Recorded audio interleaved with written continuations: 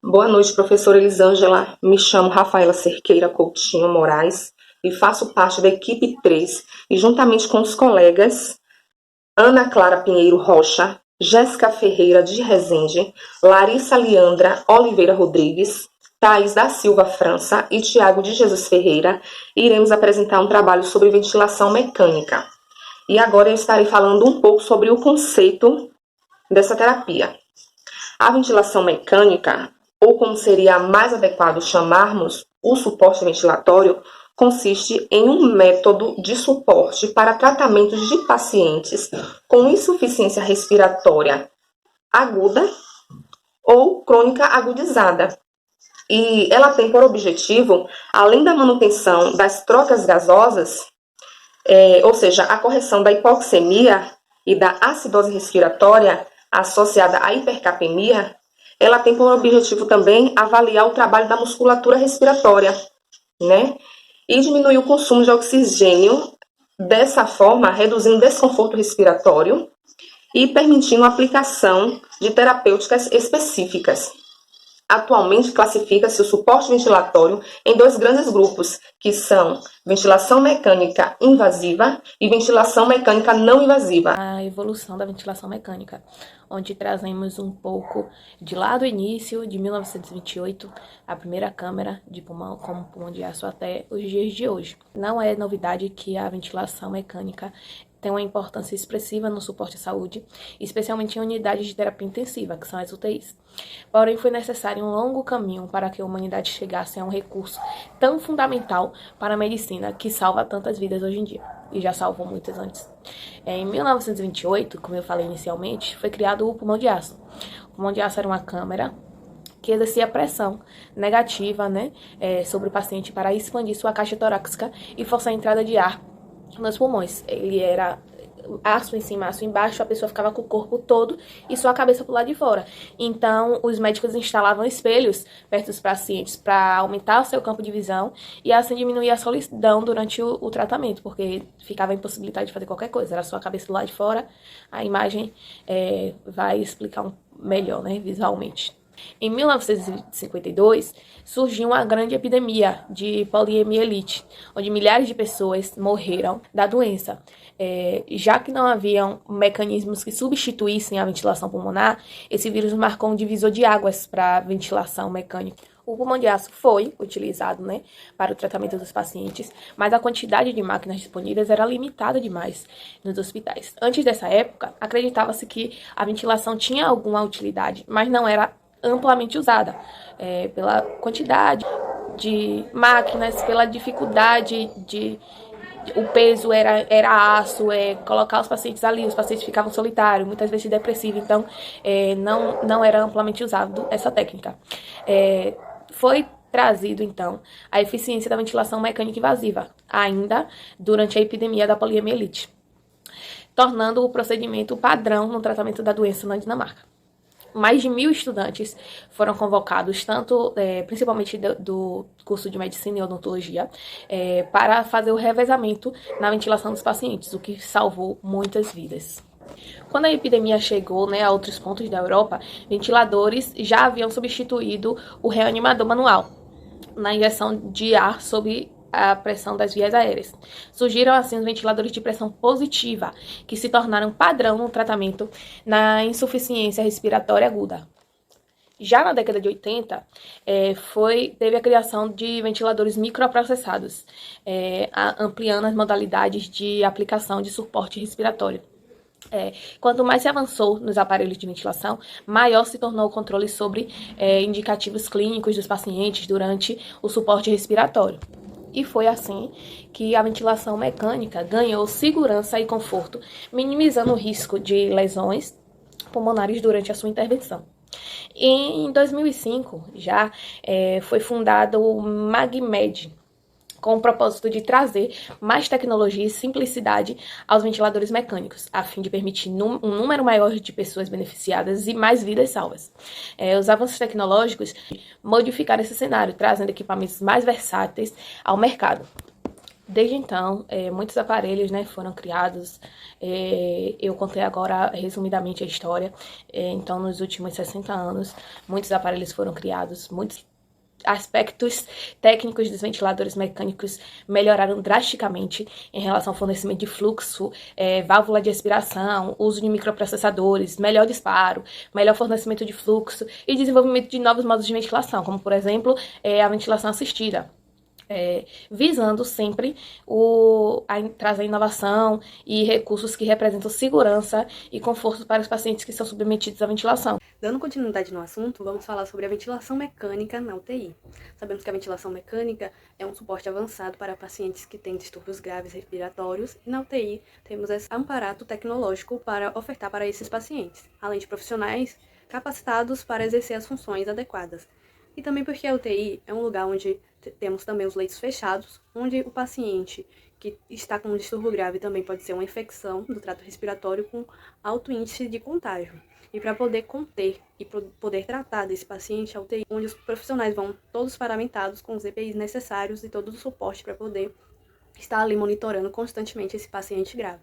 Bom, para saber por que esse paciente precisa de uma ventilação mecânica, quais são as causas mais comuns, sabe que o paciente que tem uma insuficiência respiratória, que pode ser hipoxêmica, que é a falta de oxigenação no sangue, a gente vê que não está tendo essa troca gasosa corretamente, paciente que tem descompensamento, uma crise de asma grave, um edema agudo do pulmão. E também podemos ver outras causas, como após uma PCR, né, que esse paciente teve todo esse esforço para poder ter um trabalho ventilatório, ele precisa de uma ventilação mecânica por causa do rebaixamento também do nível de consciência respiratória, da insuficiência respiratória. E esse suporte avançado, ele ajuda o paciente a descansar, para não ter aquela fadiga. Também temos aqui a alteração do nível de consciência com falha no controle do centro respiratório. Pela falta de oxigenação sanguínea, a ventilação mecânica ela pode corrigir esse problema de dar esse suporte ventilatório para os pulmões e diminuir os níveis de dióxido de carbono em uma pessoa com insuficiência respiratória. As doenças neuromusculares. Em decorrência da fraqueza muscular, a distribuição da ventilação é anormal para o organismo funcionar corretamente. Quando esse comprometimento é principal da musculatura intercostal, ocorre a hipoventilação dos ápices pulmonares. Se for do diafragma, as bases são menores, ventiladas, propiciando o desenvolvimento de alterações, o desenvolvimento de atectasias. São os colapsos dos alvéolos pulmonares, que podem também se ramificar. Isso causa um problema respiratório, onde não consegue ter essa respiração correta. E também tem a resistência aumentada das vias aéreas ou obstrução grave, como podemos ver na imagem, ocorre aumento da resistência. Então, a respiração fica diminuída. É quando o nariz ele não tem essa respiração adequada por falta de espaço onde há o bloqueio da respiração ou obstrução grave, alguma obstrução dentro da via aérea, onde impede de poder fazer a respiração corretamente. Há um grau de dificuldade do fluxo de ar para movimentar através dessas vias, sendo que é um parâmetro importante para avaliação funcional do pulmão, necessitando da ventilação mecânica. Também existe o aumento excessivo do trabalho respiratório com risco de fadiga. A gente sabe que as crises de asma grave, onde há essa dificuldade de respirar e o esforço para conseguir respirar, acontece que o trabalho dos pulmões é muito rápido, onde acontece a fadiga, que é o cansaço. Também tem a necessidade da sedação profunda, que podemos ver quando esse paciente necessita de uma cirurgia, algo do tipo que necessita fazer essa sedação nos procedimentos, é necessário que, por conta da anestesia, o paciente continue em ventilação mecânica.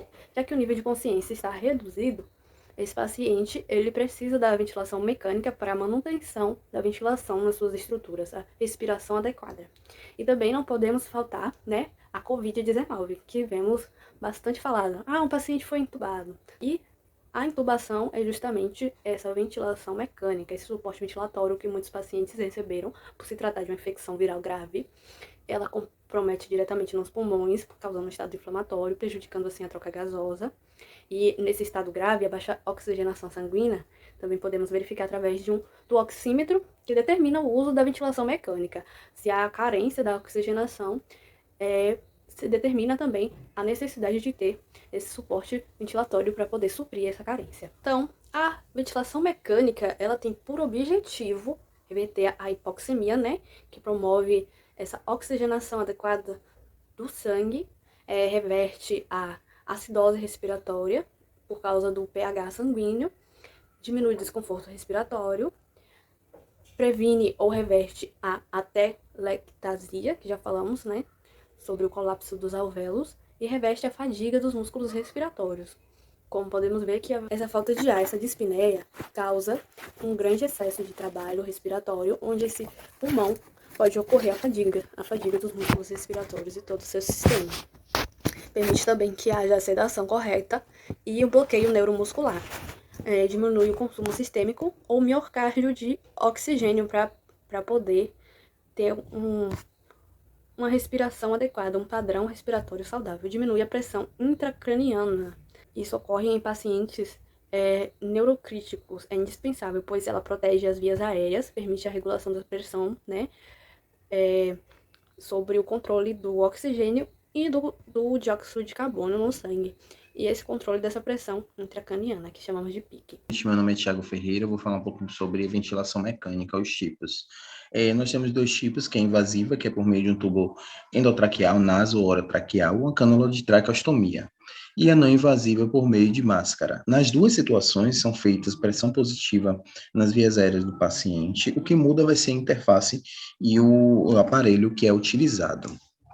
Agora eu vou falar um pouquinho sobre alguns parâmetros, lembrando que esses parâmetros que nós colocamos aqui são parâmetros fisiológicos básicos para a ventilação de um paciente, né? Esse ventilador aqui na parte inferior do vídeo da Drag, esses parâmetros são ajustados aqui, ó, nesses botões giratórios. Você consegue ajustar o parâmetro de acordo com a necessidade do paciente.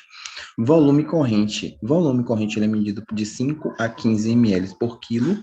Um volume em torno de 500 ml você consegue ventilar bem um paciente, né? Então, por exemplo, o paciente você coloca 500 ml, depois com esse cálculo você consegue ajustar esse volume desse paciente. O tempo de inspiração e expiração você consegue medir o tempo que você inspira e você expira. Então, esse valor aqui fisiológico que a gente colocou é de uma inspiração de 1 segundo e expiração de 2 segundos. A fração inspiradora de oxigênio, lembrando que o ar ambiente ele é medido ofertado até 21%, e o medicinal você consegue ofertar até 100%. Em alguns ventiladores você não vai conseguir ofertar até 100%, que é a capacidade de oferta desse ventilador, mas em outros você já consegue. Pressão positiva expiratória final, PEP, você consegue em valores de centímetros de água, de 0 a 15, ou por milímetros de mercúrio. A gente colocou aqui 8, que é um valor normal de um paciente normal. O que seria isso? É uma pressão positiva que fica dentro do alvéolo para ele não colabar. Então, você consegue controlar essa pressão positiva no alvéolo, por exemplo, o normal em torno de 8, você sempre quando coloca, geralmente se coloca um pouquinho a mais, para que esse alvéolo ele não tenha uma pressão maior, né? Então, quanto mais alta essa pressão lá no ventilador, no monitor, que é no ventilador que você vai ver no monitor, o paciente ele está mais grave. Quanto mais próximo do valor normal, o paciente está com seus parâmetros mais estáveis. Frequência respiratória de 8 a 15 impulsões por minuto. Então, você consegue colocar também quantas vezes que seu paciente tenha de frequência respiratória, né? Também na frequência de respiratória, você consegue fazer o controle de gasometria para esse paciente. Tipos de ventilação. Lá a gente colocou tipo de configuração. E agora, como você quer que ele funcione? Nós temos aqui a CMV, ventilação mandatória e controlada. Mandatória, ele vai mandar essa pressão e ele vai controlar, ou seja, você vai ofertar o controle de volume, aquele volume que a gente colocou, e a pressão, essa pressão que você quer que chegue no alvéolo, que vai garantir a chegada de oxigênio dentro do alvéolo do paciente. Então, é totalmente controlada. Essa daqui, essa CMV, um paciente está na UTI, que está no centro cirúrgico, induzido por anestesia, ou porque ele realmente não consegue controlar a respiração, é um modo controlado. Ele controla tudo, controla o volume que vai e a pressão que vai a partir daquela configuração que a gente colocou. Tem outro aqui, módulo, que tem o CINV, que é ventilação mandatória intermitente. Essa intermitente é muito utilizado para desmame ventilatório, ou seja, o paciente que está induzido por uma anestesia geral, agora vai diminuir a sedação e ele vai começar a acordar. E ele tem algo invasivo fazendo pressão positiva, tem muitas medicações, o paciente vai começar a assistir, ele assiste e controla, porque o paciente ainda está sob efeito anestésico. Se o paciente faz um movimento, ele assiste. Se o paciente demora tempo de fazer a próxima movimento respiratório, o ventilador entra. Então, ele faz esse ajuste. E o PSV é ventilação com pressão de suporte, ou seja, ele assiste o paciente e manda pressão para o paciente. Então, o paciente tem uma ventilação espontânea com adaptação automática, ou seja, ele está espontânea, mas quem manda a pressão é o ventilador, porque ele ainda não está conseguindo mandar uma pressão oxigênio para o próprio alvéolo do paciente. E aí tem esse suporte do ventilador mecânico. E nós temos também o CPAP, que é pressão positiva contínua, e o paciente está com ventilação positiva espontânea. Ele faz tudo e o ventilador não entra em momento nenhum, ele só vai ajudar. Quando ele inspira, o ventilador manda uma pressão automática, mas ele não entra, ele não vai entrar no lugar do paciente. Ele só vai assistir. Ele ajuda no que for preciso, só de pressão. Só vai ajudar mandando pressão. E o restante, que o que ele pode fazer é alarmar se o paciente estiver em dificuldade para respirar. Tá bom? Muito obrigado a todos. Eu vou dar continuidade ao papel do enfermeiro no monitoramento da ventilação mecânica.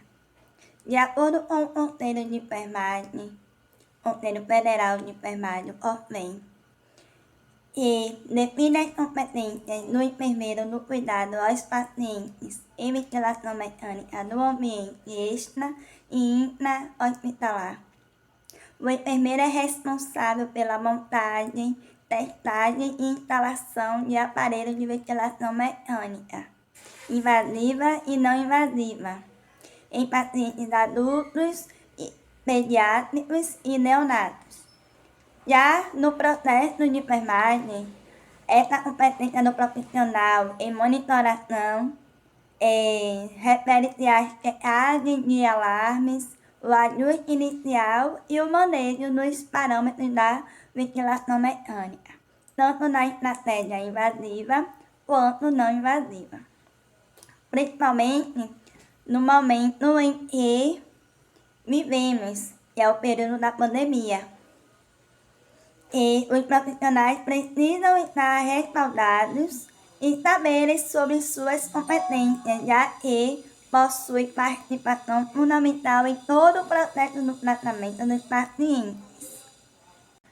A deliberação também define a coleta de sangue arterial para fins de monitoramento de gasométrica e respiratória no âmbito da equipe de enfermagem, como procedimento preventivo do enfermeiro. Com relação à evolução clínica do paciente em uso de ventilação mecânica, é importante levar em conta que o paciente passa muito tempo, né? Geralmente a gente está muito tempo internado na UTI, em uso de suporte ventilatório invasivo, e aí temos que observar as questões neurológicas, temos que observar os aspectos renais, temos que observar a questão nutricional, temos que observar o suporte interal.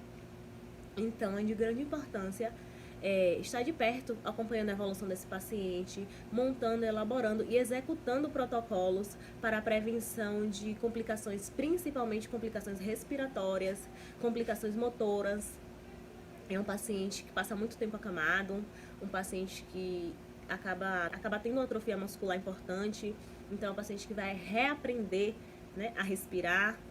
É um paciente que, para um prognóstico positivo, a gente precisa de um suporte e um cuidado direcionado, com a equipe multidisciplinar, composta por, além da equipe composta da UTI, temos os psicólogos, temos o nutricionista, temos o fonoaudiólogo, que é de grande importância, principalmente no suporte respiratório. Então, para um bom prognóstico, a gente precisa de uma boa assistência, para uma boa evolução, para um paciente receber alta da UTI, receber alta do uso do suporte ventilatório, que é um processo gradativo, é um processo demorado, mas é um processo que tem bons resultados.